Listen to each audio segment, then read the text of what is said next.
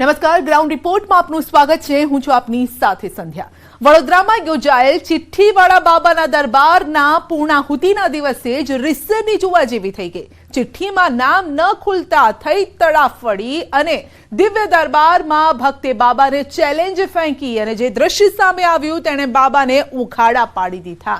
સવાલ એ છે કે શું આ બાબા પાસે કોઈ દિવ્ય શક્તિ છે પણ કે નહીં, કે ફક્ત ધતિંગ કરે છે?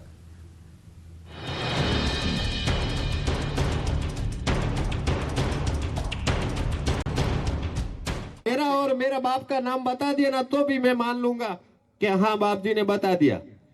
बाकी मेरे को कुछ तकलीफ है ही नहीं कि मेरे को कुछ दिक्कत है घर में, एक तकलीफ है वो तो मेरे को कुछ है ही नहीं. ગુજરાતમાં આ શું થઈ રહ્યું છે? આ બાબા કોઈ ધુતારો છે કે પછી ખરેખર તેની પાસે દિવ્ય શક્તિ છે? अब तुम एक बात हमारी सुनो. तुम्हारे पिता का नाम नहीं बताएंगे, तुम्हारा नाम नहीं बताएंगे, लेकिन एक बात कहें, जिसका तुम पर्चा दोगे उसका और उसके पिता का नाम लिखा रहेगा. बस आप बताओ अब तुम. किसी दूसरे का? हाँ, तो अब मेरे में क्या दिक्कत है? तुम्हारा पर्चा नहीं बनाएंगे हम. कारण ये तो है, मेरे को दूसरे को किसी का प्रमाण लेना ही बालाजी नहीं के है. प्रति जो सोचा तो उसका हम बिल्कुल नहीं बनाएंगे. दूसरे का कहोगे तो नाम लिखेगा उसमें. मैं मेरे का ही चाहिए, दूसरे का मेरे को किसी को चाहिए ही नहीं. શું ચિઠ્ઠીવાળા બાબાનો ખેલ થઈ ગયો છે ખતમ? हाँ तो सीताराम आप अपने का बाप जी. ए हनुमान कोई सोचे जय बोले हनुमान जी की जय. मैं जा रहा हूँ घर बाप जी. मेरा नाम लेना है तो ले. बाकी दूसरे मेरे को सीताराम जय सियाराम की. આ બીજું કશું જ નહીં. જેમ બાબા બાગેશ્વરનો દિવ્ય દરબાર લાગે છે તેમજ આ બાબા તેની નકલ કરી દરબાર યોજતા હોય તેમ લાગી રહ્યું છે. આ વિવાદ વડોદરાનો છે, જ્યાં એમપીના ચિઠ્ઠીવાળા બાબાનો દિવ્ય દરબાર લાગ્યો. વડોદરા શહેરના છેવાડે સેવાસી પાસેના એક ફાર્મમાં 17 અને 18 ફેબ્રુઆરીના રોજ સિદ્ધેશ્વર ધામ સરકારના આદર્શ કૃષ્ણ શાસ્ત્રીના દિવ્ય દરબારનું આયોજન થયું. દિવ્ય દરબારના પૂર્ણાહુતિના દિવસે એક વ્યક્તિ દરબારમાં પહોંચી ગયો અને શાસ્ત્રી સમક્ષ બેસી જઈને પોતાનું નામ અને પિતાનું નામ બતાવવા તેણે ચેલેન્જ કરી. જો કે શાસ્ત્રીએ ચેલેન્જ કરનારને તેનું નામ અને તેના પિતાનું નામ બતાવવાનો સ્પષ્ટ ઇનકાર કર્યો. આથી દરબારમાંથી અન્યની પરચી બતાવવા માટે જણાવ્યું. દરબારમાં શાસ્ત્રી અને એક વ્યક્તિ વચ્ચે સત્ય અસત્યના પારખા બાબતે થયેલી ઉગ્ર બોલાચાલીનો વિડીયો સોશિયલ મીડિયામાં વાયરલ થઈ રહ્યો છે. આ દિવ્ય દરબારને ધારી સફળતા મળી નથી, પરંતુ દિવ્ય દરબાર કરનાર આદર્શ કૃષ્ણ શાસ્ત્રીને વડોદરામાં સુથારી કામનો વ્યવસાય કરતા એક યુવાને પોતાનું અને પિતાનું નામ બતાવવાનો પ્રશ્ન પૂછીને ઉઘાડા પાડી દીધા. तुमको जिसको दोगे उसका जरूर हाँ निकलेगा. ना मैं दूसरा को पर्चा लेना ही नहीं है ना मेरे को. हाँ तो यही तो हम है कि हम पर्चा तुम्हारा बनाएंगे हाँ नहीं, क्योंकि बहुत लोग आ जाते हैं. मेरा खाली आप मैंने ये सेठ जी बोले कि 3 पीढ़ी का नाम बता. मैं तो 2 पीढ़ी बता दो तो भी मान जाऊंगा. हकीम नाक रगड़ लूंगा, नाक रगड़ के बोलूंगा हाँ बाप जी आपने नाम बता दिया. बाबूजी में शक्ति है. देखो हम आपसे कहें एक प्रमाण नहीं, हम बार बार हम खाली नहीं है. मेरा और मेरा बाप का नाम बता दिया ना तो भी मैं मान लूंगा कि हाँ बाप जी ने बता दिया. શાસ્ત્રી અને આ યુવાન વચ્ચે પ્રશ્નને લઈને લગભગ 5 મિનિટ સુધી ઉગ્ર ચર્ચા ચાલી, જેનો વિડીયો સોશિયલ મીડિયામાં વાયરલ થઈ રહ્યો છે. આદર્શ કૃષ્ણ શાસ્ત્રી હનુમાનજીની કૃપા દ્રષ્ટિના દાવા સાથે લોકોની પરચી બનાવી પ્રશ્નો હલ કરવાનો દાવો કરે છે. તેઓ પોતાના સેવકો દ્વારા વિવિધ શહેરોમાં દિવ્ય દરબાર યોજી રહ્યા છે અને પોતાની આગવી ઓળખ ઊભી કરવાનો પ્રયાસ કરે છે. આ વિવાદ બાદ આ બાબાએ રિસની ભાગવાવાળી કરી. આપ દ્રશ્યમાં જોઈ શકો છો કે બાબા કારમાં બેસી અને ફટાફટ જવાવાળી કરી રહ્યા છે. અહીં પણ બાબાને લોકોએ ઘેરી લીધા. અહીં બાબાને બબાલ અંગે સવાલ કરતા બાબાએ કંઈક આવો જવાબ આપ્યો. कारण ये था कि वो राम को मानता नहीं था और हमको राम को मनवाना था. उसको अपने पिता का नाम पता नहीं था, हमको उसके पिता का नाम बताना था, इसीलिए हमको गाड़ी से उतरना पड़ा. और देखो अगर जब जहाँ सनातन की बात आ जाती है, जहाँ शक्तियों की बात आ जाती है, तो भारत का कोई भी व्यक्ति हो, कोई भी ऐसा तपस्वी हो, फिर हम उसको छोड़ते नहीं है जहाँ सनातन की बात आती है, क्योंकि हमने सनातन की शक्तियों की कृपा प्राप्त की. जैसे આ વિવાદ અંગે અમે એ વ્યક્તિ સાથે પણ વાત કરી જેણે બાબાને જાહેરમાં ચેલેન્જ આપી હતી. સાંભળો તેમનું શું કહેવું છે. બસ બીજું કઈ એ જોયો પણ મને એ યોગ્ય નહીં લાગ્યો બરાબર.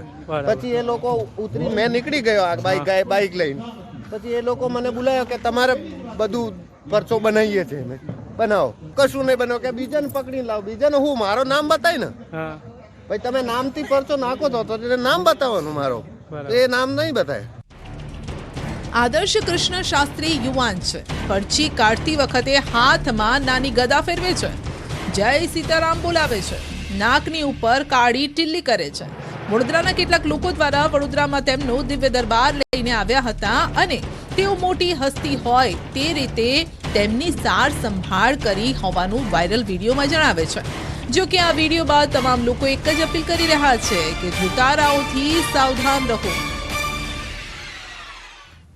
તો જેમ જેમ દિવસો આગળ વધી રહ્યા છે તેમ તેમ શેર માર્કેટની જેમ કપાસના ખેડૂતોની હાલત બદથી બદતર થઈ રહી છે અને સતત ભાવમાં દિવસે ને દિવસે કડાકો પણ જોવા મળી રહ્યો છે.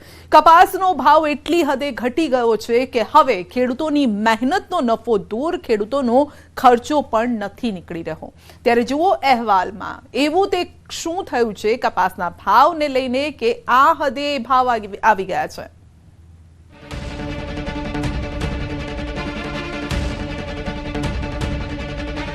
ફરજિયાત અમારી મજબૂરીને હિસાબે અમારે આ કપા વેચવા આવવો પડે. ગગડિયા ભાવ તૂટી આશાઓ અબાર. ભાવ જોઈ મળતા નથી, અત્યારે જરૂર તો છે જ.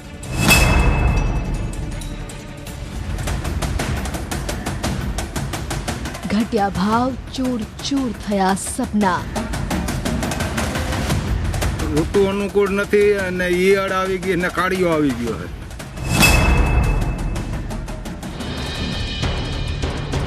સતત થઈ રહ્યું છે કપાસના ભાવને લઈને કકડાટ. વધારે મળવા જોઈએ, 1500-1700 થવા જોઈએ તો જ પોહાય. હાલાકી અપાર, ખેડૂત ખૂબ પરેશાન. તો આમાં અમને ખેડૂતને કંઈ આમાં વધતું નથી. ગુજરાતમાં ખેડૂતો ખૂબ પરેશાન છે તેવું અલગ અલગ નિવેદનો પરથી સ્પષ્ટપણે સાબિત થઈ રહ્યું છે. ખેડૂતોને એક તરફ પહેલા ખરીફ પાકમાં નુકસાન હતું તો હવે રવિ પાકમાં ખેડૂતોને નુકસાન પર નુકસાન થઈ રહ્યું છે. સૌરાષ્ટ્રથી લઈને ઉત્તર ગુજરાત તમામ કપાસ પકવતા ખેડૂતો હેરાન પરેશાન થઈ ગયા છે. ખેડૂતોને ભારે હાલાકી ભોગવવાનો વારો આવ્યો છે. હાલ જે આ દ્રશ્યો જોઈ રહ્યા છો તે દ્વારકા જિલ્લાના છે. દ્વારકામાં ખેડૂતો મગફળી બાદ કપાસ પકવવામાં સૌથી વધુ રૂપિયા નાખે છે. આપ દ્રશ્યો પરથી જ જોઈ શકો છો કે એક તરફ ખેડૂતોના ખેતરમાં કપાસ મૃતપાય સ્થિતિમાં ઉભો છે તો બીજી તરફ આપ જોઈ શકો છો કે માર્કેટિંગ યાર્ડમાં ખેડૂતોનો તૈયાર કપાસ મોટા પ્રમાણમાં જોવા મળી રહ્યું છે.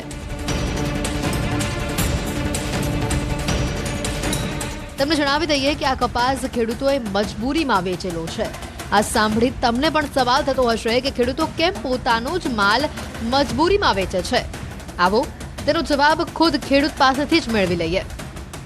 કપાસ વાવીશ એટલે આપણે 2 મોસમ જાય અને 250 રૂપિયા મણના ઉતારવાના લાગે. ખેડૂતની પાસે કાંઈ વધતું નથી ને અત્યારે નાના ખેડૂતને વેચવો જ પડે તો બિયારો તો લઈ શકે. ખેડૂતને મારી સરકાર આજે આટલી માંગ છે કે આપણે ભાવ તમે વધારે આપો તો ખેડૂત આ કરી શકે આમાં.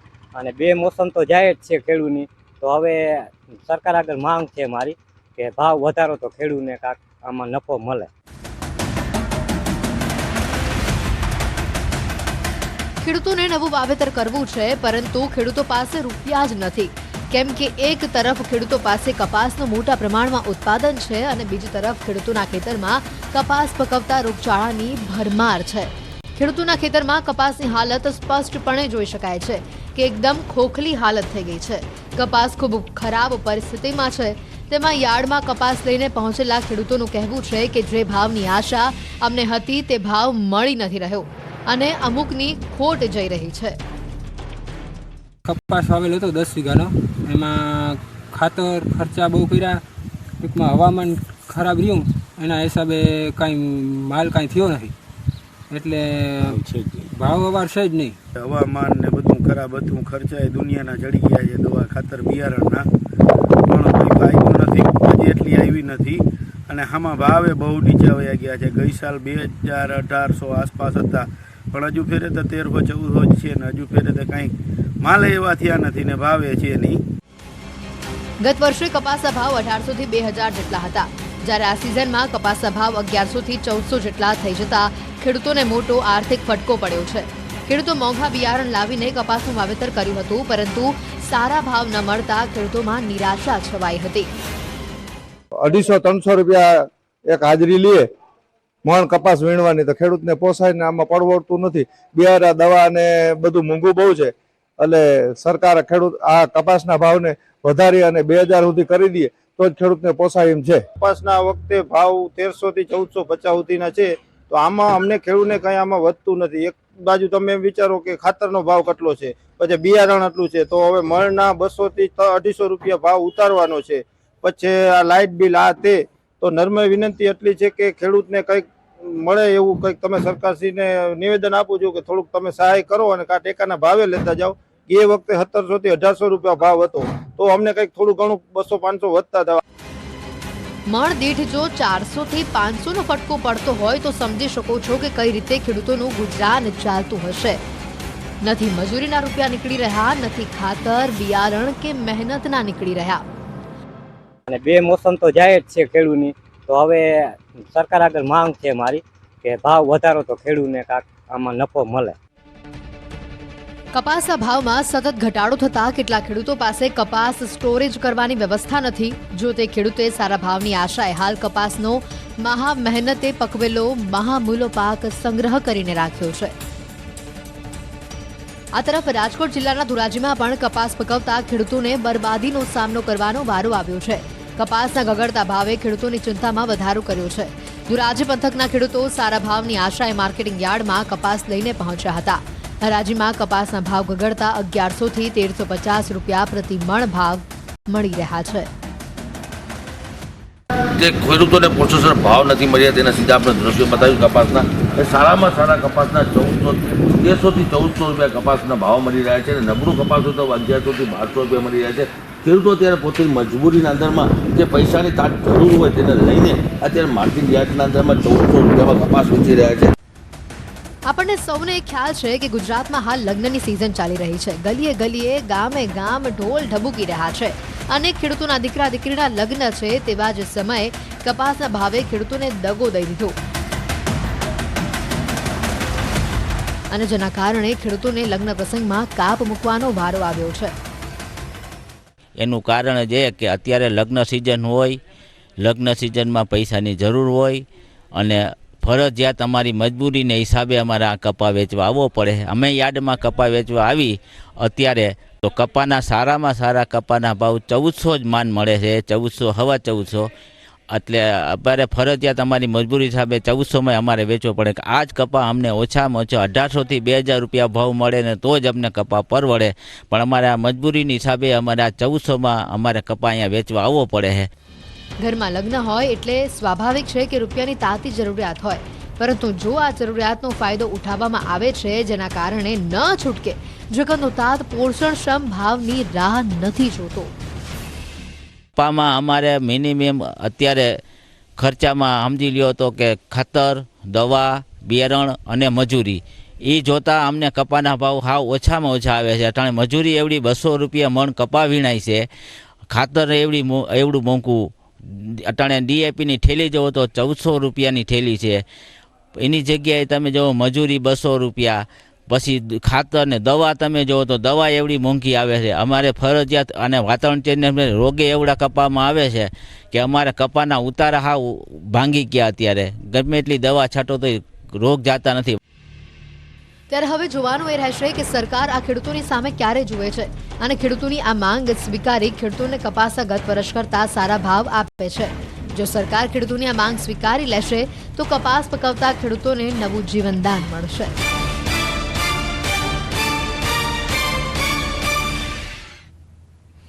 આ તરફ ભેજવાળા રાયડાને સરકાર રિજેક્ટ કરી રહી છે, અને બીજી તરફ ઘઉં પણ સરકાર ટેકાના ભાવે લેવા તૈયાર નથી. ખેડૂતોને રીતસરના હેરાન પરેશાન કરવામાં આવી રહ્યા છે. ન તો સરકાર પાસે ખેડૂતોની આ પરેશાનીનો જવાબ છે, ન ખેડૂતો આ પરેશાનીમાંથી બહાર આવી શકે તેમ છે. ત્યારે જુઓ આ અહેવાલમાં ભાવની ભાંજગળ વચ્ચે ફસાયેલા ખેડૂતોની વેદના.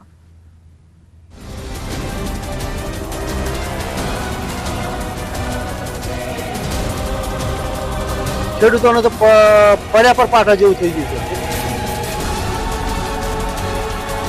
કપાસ બાદ ઘઉં અને રાયડાએ તાતને રડાવ્યા. 700ની ઉપર જાય તો ખેડૂતને પોસાય એમ છે.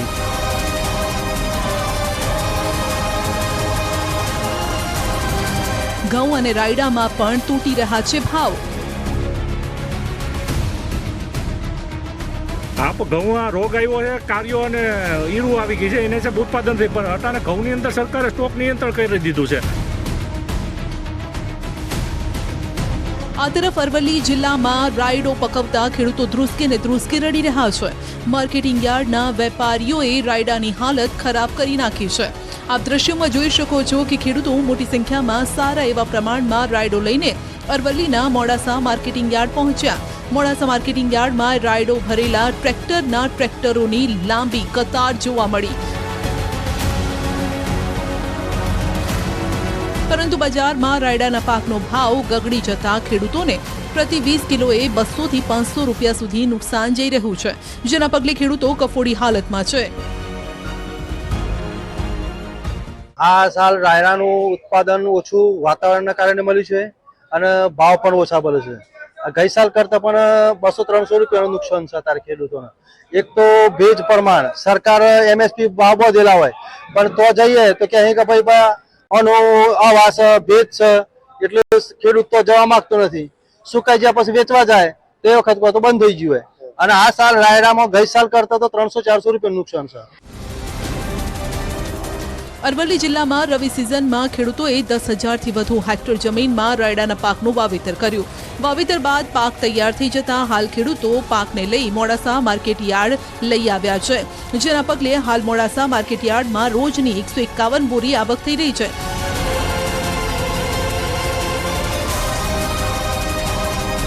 પરંતુ ખેડૂતોને હાલ પ્રતિ 20 કિલોના 550 થી 800 સુધીના ભાવ મળી રહ્યા છે. આ અંગે માર્કેટિંગ યાર્ડના વેપારીઓનું કહેવું છે કે ભેજવાળા માલના કારણે પરેશાની ઊભી થાય છે.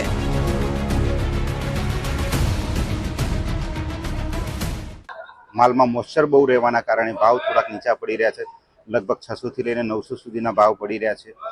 ગવર્મેન્ટની ખરીદી છે, પણ આ મોઇસ્ચરવાળો માલ એ લે કે ના લે એ રીતે ખેડૂતો અહીંયા ઓછા ભાવે વેચી જાય છે. જો ગવર્મેન્ટ મોઇસ્ચરવાળો માલ પણ ખરીદી કરે તો ખેડૂતોને ભાવ સારો એવો મળી રહે. ખાસ કરીને અઠવાડિયા અગાઉ આ ભાવ 1100 રૂપિયા હતા. તેવામાં નવો પાક તૈયાર થઈ માર્કેટિંગ યાર્ડમાં આવી જતા ભાવ ગગડી ગયા.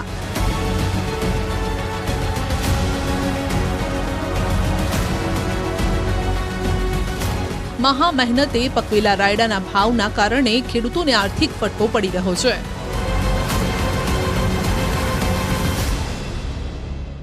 રોજિંદી રાયડાની આવક લગભગ 125 થી 150 બોરી રોજિંદી આવક થાય છે.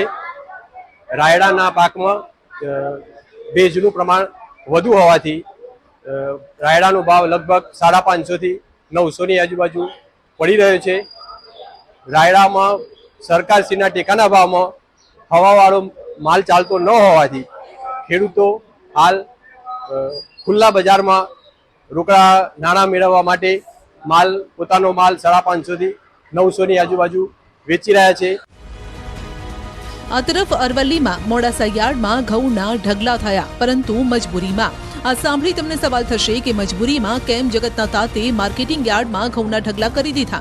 આપ દ્રશ્યોમાં જોઈ શકો છો કે ખેડૂતો ટ્રેક્ટર ભરીને ઘઉં વેચવા મોડાસા માર્કેટિંગ યાર્ડ પહોંચી રહ્યા છે. માર્કેટિંગ યાર્ડમાં ઘઉંના પાકની હરાજી પણ થઈ રહી છે. તેવામાં ઓછા ભાવમાં ઘઉંની ખરીદી થતાં ખેડૂતોને પડ્યા પર પાટા સમાન સ્થિતિ ઊભી થઈ છે.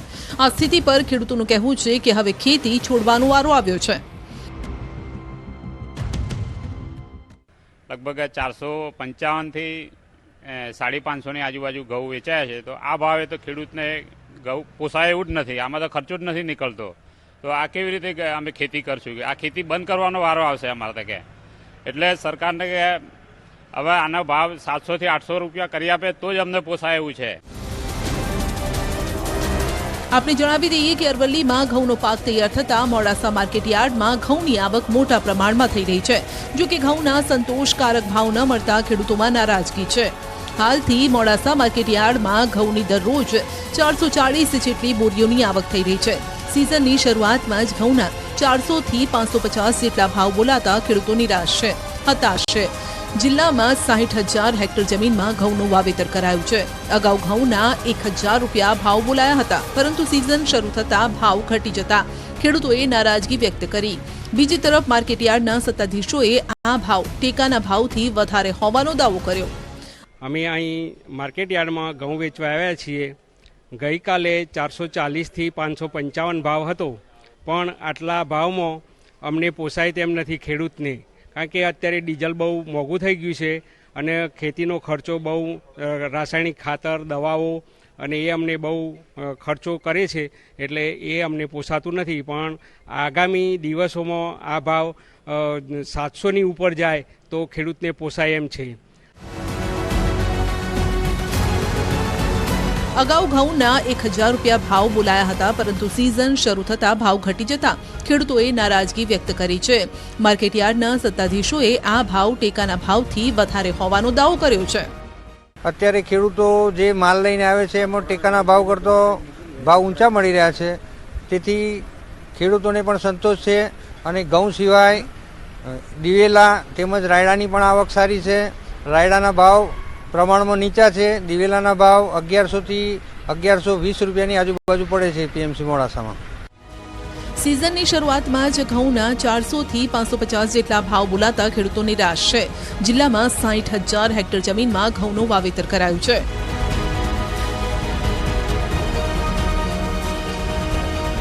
આ તરફ રાજકોટ જિલ્લાના ધોરાજીમાં પણ ઘઉં પકવતા ખેડૂતોના કંઈક આવા હાલ છે. ધોરાજીમાં ઘઉં હજુ તો માર્કેટિંગ યાર્ડ સુધી નથી પહોંચ્યા, ત્યાં જ ખેતરમાં તે દમ તોડવા લાગ્યા છે. સતત બદલાતા વાતાવરણની સીધી અસર ઘઉંના પાક પર જોવા મળી છે. ઘઉંનો સરખી રીતે વિકાસ પણ નથી થયો. ખેડૂતોની આ વેદના સાંભળવા અમારા સહયોગી મુનાફે ધોરાજીના ખેતરો ખૂંદ્યા. ખેતર તે લીલોછમ લાગી રહ્યો છે, પણ ખેતરના અંદરમાં જે 10 વીઘાનો જે ઘઉંનો વાવેતર ખેડૂતે કર્યો છે, તે અત્યારે ખેડૂત પોતે માથે હાથ રાખીને રોઈ રહ્યો છે. તે મુશ્કેલીમાં મુકાઈ રહ્યો છે. ખેડૂતો એવું કહી રહ્યા છે કે હજારો રૂપિયાની દવાઓ છાંટવા છતાં બી રોગનો નિયંત્રણ નથી આવી રહ્યો. ખેડૂતો એવું કહી રહ્યા છે જે ઉતારો છે તે ઉતારોમાં જે 50ની જગ્યાએ 20% જ ઉતારો આવશે. આ દ્રશ્યો પરથી સમજી શકાય છે કે રાજકોટ જિલ્લાના ધોરાજીમાં ખેડૂતોના માથે આફત છે. એક તરફ કુદરતી અને બીજી તરફ વાતાવરણના કારણે પાકને નુકસાન થઈ રહ્યું છે. એમાંય ચાલુ સિઝનમાં કપાસના વાવેતરમાં ભાવ ગગડતા ખેડૂતોને આર્થિક નુકસાની વેઠવાનો વારો આવ્યો છે. તેથી